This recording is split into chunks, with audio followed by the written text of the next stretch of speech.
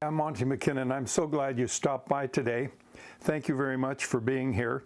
Today we're going to work on the top of this guitar that we're building right here, this Brazilian rosewood. So we're going to start the top today, and it's a beauty. It's an Adirondack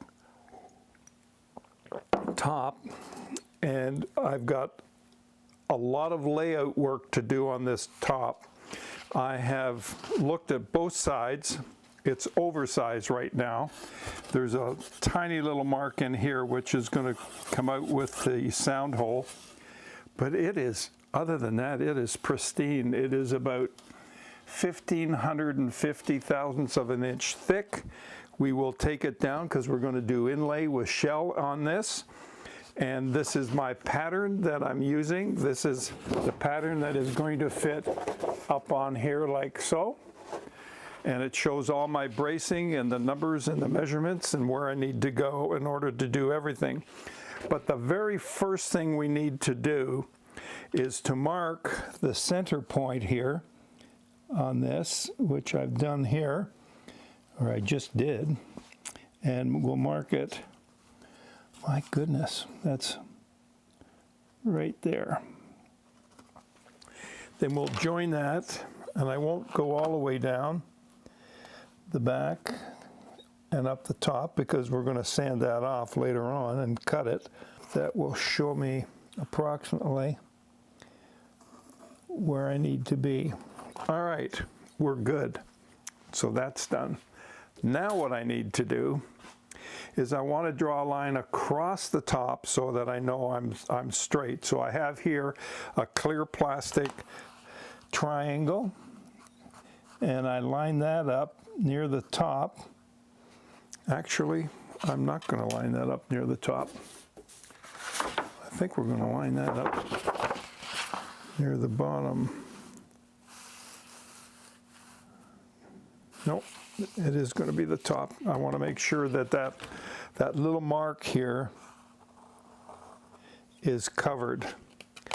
So we're going to come up here. So what I do is I put this triangle here. I make sure that I am on the square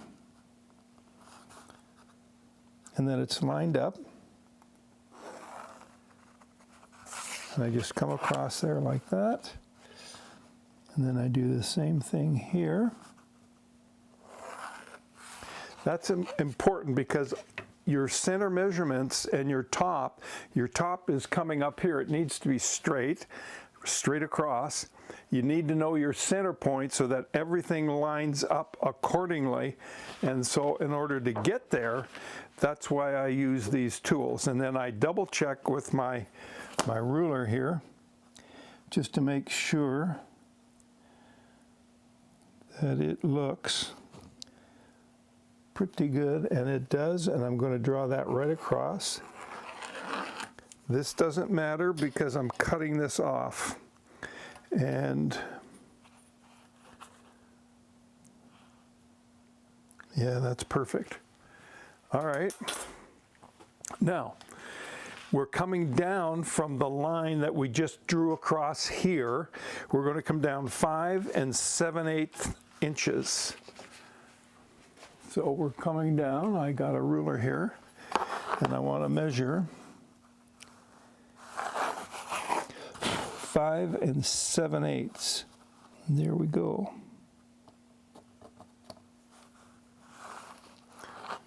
Perfect. Now, if I take this square again,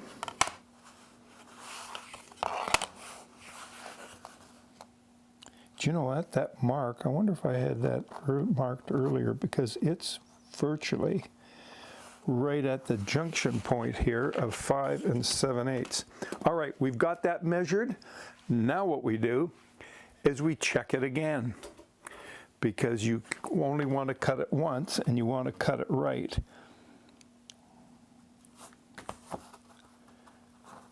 Well, you know what?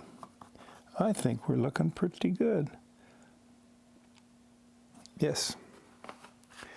There we go. Now, I've got a compass set here. I have already taken the radius on this, which as you know is half the diameter, and the radius is basically, 1 and I think I had it 15, yeah, 15, 16, somewhere around there, give or take. So now what I'm doing here is I am marking on here what will be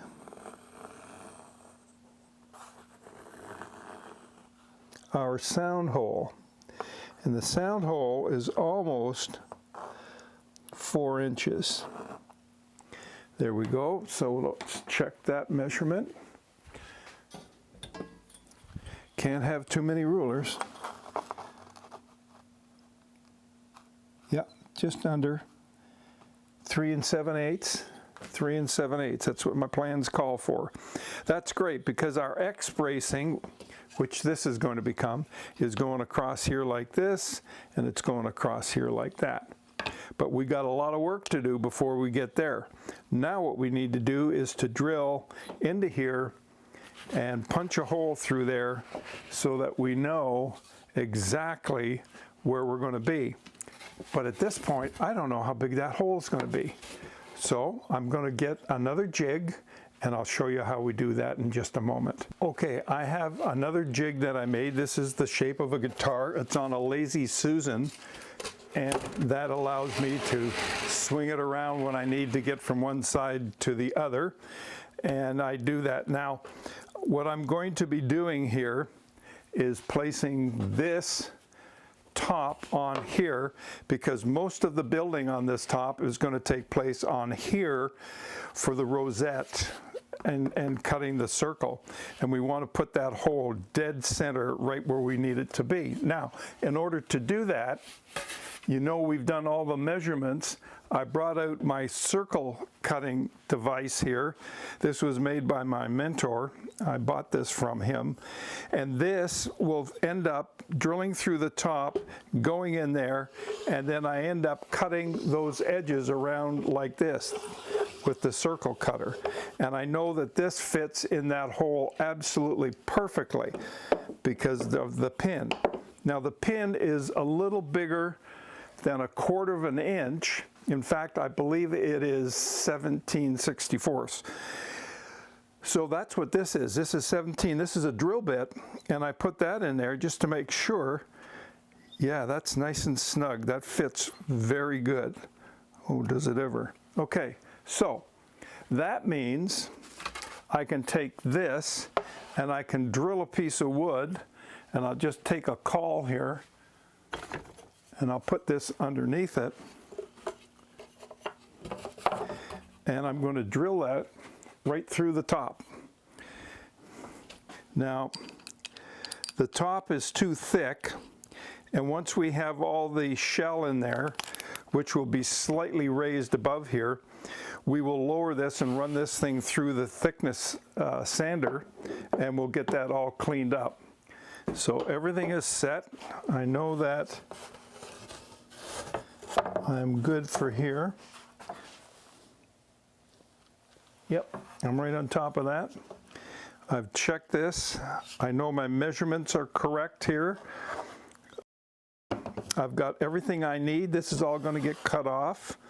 This will get shaped like a guitar body shortly. So let's drill through this. And this is a brad point drill bit.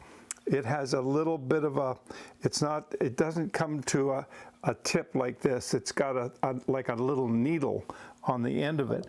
And that allows you to get right down onto something dead center.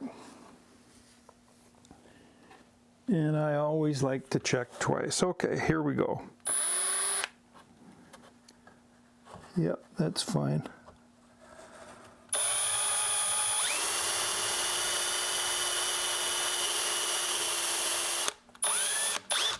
Well, it's done now. There is, as we like to say, no turning back. All right.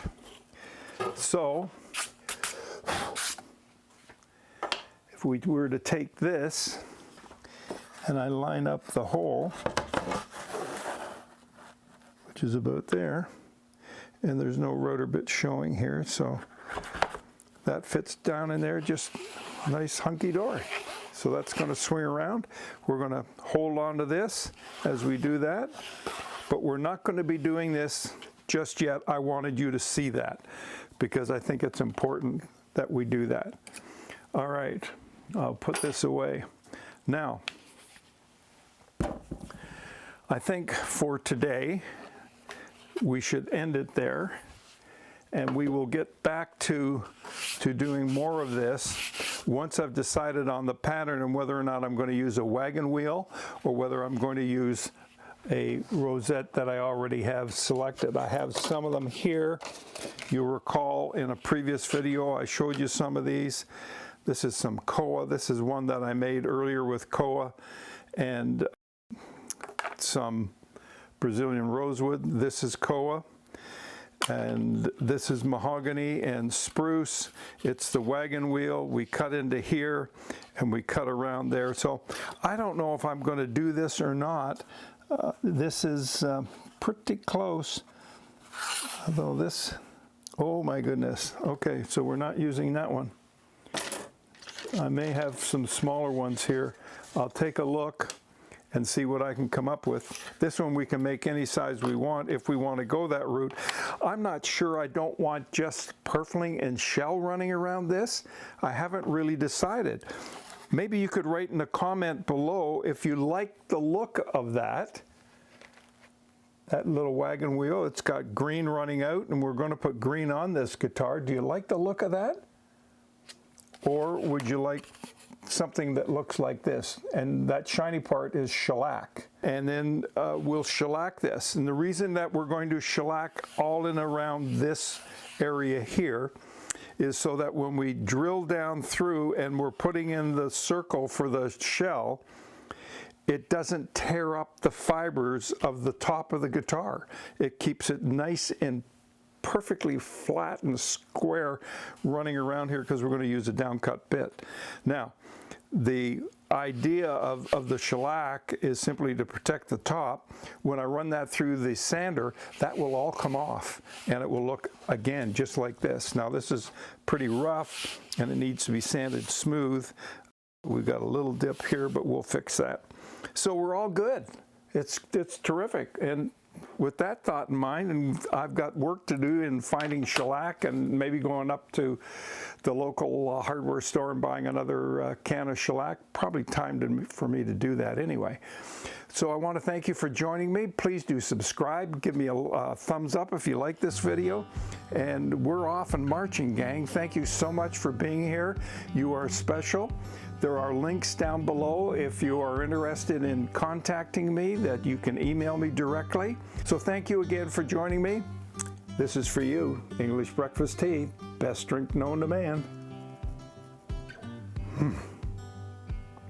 Oh man, it's so soothing. It just helps you relax. It's wonderful. Get yourself some English breakfast tea and give it a go. Let me know what you think. If you're a coffee drinker, get yourself some English breakfast tea and let me know what you think. Thanks very much. I'm out of here. Bye for now.